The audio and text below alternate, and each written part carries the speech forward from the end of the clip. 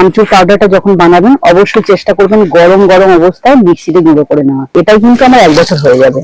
নমস্কার বন্ধুরা, আমি সাবিত্রী। আজকে আবার রান্নাঘরে নিয়ে চলে এলাম বেশ কয়েকটা কাঁচা আম। আর এই আম দিয়ে বানাবো আমচুর পাউডার। যেহেতু এটা সারা বছর সংরক্ষণ করে রাখতে পারবো, তাই একটু বেশি করে আম নিয়ে এসেছি। আর দেখবেন বাজার থেকে কিন্তু আমচুর পাউডার কিনতে পাওয়া যায়, তবে হ্যাঁ, পরিমাণটা যেমন কম হয় তেমনই কিন্তু টাকাটাও বেশি লাগে। তবে এখন যেহেতু কাঁচা আমের দাম কম রয়েছে বাজারে, তাই আমি কিন্তু অল্প টাকাতে বেশি আম নিয়ে এসে আমচুর পাউডারটা বানিয়ে রাখবো। বিভিন্ন খাবার দাবারে তো ব্যবহার করতে পারবো। তো চলুন শুরু থেকে শেষ অবধি ভিডিওটা দেখুন, আশা করি ভালো লাগবে। আর আপনারা যদি সম্পূর্ণ ভিডিওটা দেখেন তাহলে কিন্তু সহজে বানিয়েও নিতে পারবেন। আজ যে আমচুর পাউডারটা বানাবো তার জন্য কিন্তু আমি এখানে 2 কেজি কাঁচা আম নিয়েছি। প্রথমে এই কাঁচা আমগুলোকে ভালো করে ধুয়ে নেব। বালতির মধ্যে বেশি করে জল নিয়ে নিয়েছি। সবগুলো আম দিয়ে এইভাবে চটকে চটকে গাটাকে পরিষ্কার করে নিচ্ছি। এই আমচুর পাউডার বানানো খুবই সহজ আর খুব কম সময়ও লাগে, আর ঝামেলাও নেই বলতে গেলে। এই যে আমগুলো ধুয়ে নিয়েছি, এর গা মোছার কোনো প্রয়োজন নেই। এখন শুধু আমগুলোকে গ্রেট করে নিতে হবে এই খোসা সমেত। আর দেখুন, এই আমচুর পাউডারটা যখন বানাতে যাবেন তখন কিন্তু অবশ্যই বাইরে আকাশটা দেখে তারপরে বানাবেন, কারণ যখন রোদ্দুর থাকবে খুব ভালো তখনই কিন্তু বানাতে হবে। প্রথম রোদ্দুরটা যদি খুব ভালোভাবে পায় এই আমগুলোতে, তাহলে কিন্তু আমগুলো নষ্ট হবে না, খুব ভালোভাবে আমচুর পাউডারটা বানানো যাবে। এই দেখুন, সবগুলো আম কিন্তু গ্রেট করে নিয়েছি। আর আটিগুলো কিন্তু এই যে এখন শক্ত আঁটি হয়ে গেছে, তাই এরকম বার হয়ে গেছে। আর যদি নরম আম থাকতো তাহলে কিন্তু আঁটিগুলোও গ্রেট হয়ে যেত। বেশ অনেকটা হয়েছে কিন্তু। এবার দেখুন কতটা জল বেরিয়েছে। এবার আমচুর পাউডারটা যাতে তাড়াতাড়ি বানানো যায় বা আমগুলো যাতে তাড়াতাড়ি শুকনো করা যায়, তার একটা দারুণ টিপস আপনাদের সাথে শেয়ার করি। এই যে এখানে যে আমের জলটা যে বেরিয়েছে না, এটাকে আমরা ছেঁকে নেবো। তার জন্য আমি একটা সুতির কাপড় নিয়েছি।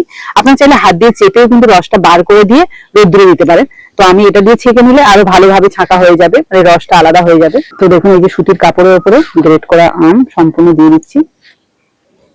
আর সরাসরি যদি এই রস সমেত আমরা আমচুর পাউডার বানাই না, এতে করে খুব টক হবে আমচুর পাউডারটা। আর আমচুর পাউডার যেটা আমরা দোকান থেকে কিনি সেটা কিন্তু খুব বেশি টক থাকে না। তো এভাবে যদি করা হয় তাহলে কিন্তু একদম দোকানের মতো হবে। এই যে দেখুন, আঙুল দিয়ে চেপে চেপে কিন্তু রসটাকে ভালোভাবে নিয়ে নিচ্ছি। এবার এই রস নিয়ে নেওয়া আমগুলোকে এই চালনির উপরে ছড়িয়ে দেবো। এটাকে ছাড়িয়ে এইভাবে কিন্তু ছড়িয়ে দিচ্ছি।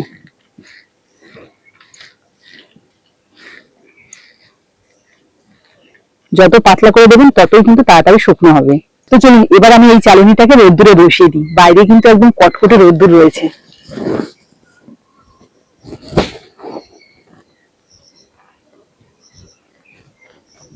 বাইরে এত রোদ্দুরের তেজ যে তাকানোই যাচ্ছে না ঠিকঠাক ভাবে, আর এই রোদ্দুরটাই চাই এটাকে শুকনো হতে।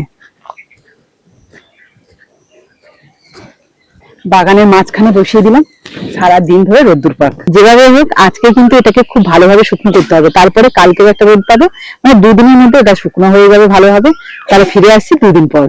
তো বন্ধুরা দেখুন, মাত্র 2 দিন ভালো করে রোদ্দুরে দিয়েছি, তাতে কিন্তু একদম কড়কড়ে শুকনো হয়ে গেছে। আর আপনারা তো দেখেছেন যে কতটা পরিমাণে আমি আম রোদ্দুরে দিয়েছিলাম, আর সেটা শুকনো হয়ে এই যে এইটুকুই হয়েছে।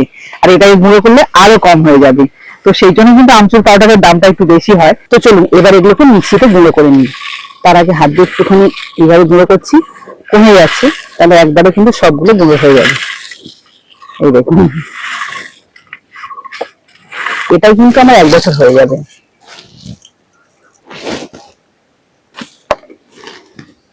এই দেখুন, মিহি করে গুঁড়ো করে নিয়েছি। আর গুঁড়ো করার পর দেখুন কতটা কম মনে হচ্ছে না। এটাকে যদি একদম দোকানের মতো করতে চান তাহলে কিন্তু একটু চালিয়ে নিলে খুব ভালো হয়। এই যেটা চালিয়ে নিয়েছি, এর মধ্যে সম্পূর্ণটা ঢেলে দিলাম। এই দেখুন কতটা সুন্দর মিহি হয়েছে। বেশি উঁচু করা যাচ্ছে না, কারণ হাওয়াতে কিন্তু এগুলো উড়ে যাচ্ছে। তো চলুন একটা বাটির মধ্যে ভরে আপনাদের দেখাচ্ছি। আমচুর পাউডারটা যখন বানাবেন অবশ্যই চেষ্টা করবেন গরম গরম অবস্থায় মিক্সিতে গুঁড়ো করে নেওয়া। এই দেখুন, প্রায় 1 বাটির মতো কিন্তু আমচুর পাউডার হয়ে গেছে। তো বন্ধুরা, কোনো রকম ঝামেলা ছাড়াই কিন্তু আমচুর পাউডারটা বানিয়ে নিলাম। আর এটাকেই আমি সারা বছর সংরক্ষণ করে রাখবো, তার জন্য কিন্তু একটা এয়ারটাইট কন্টেনারে ভরে রেখে দেবো। তো আজকের এই আমচুর পাউডারের রেসিপিটা আপনাদের কেমন লাগলো অবশ্যই কিন্তু কমেন্টে জানাবেন। আর এরকম কাঠফাটা রোদ্দুর থাকতে থাকতে কিন্তু বাড়িতে আমচুর পাউডারটা বানিয়ে নিন। তো আজকের মতো বিদায় নিচ্ছি, পরের দিন আসবো আবার একটা নতুন ভিডিও নিয়ে। ততক্ষণে ভালো থাকবেন, সুস্থ থাকবেন।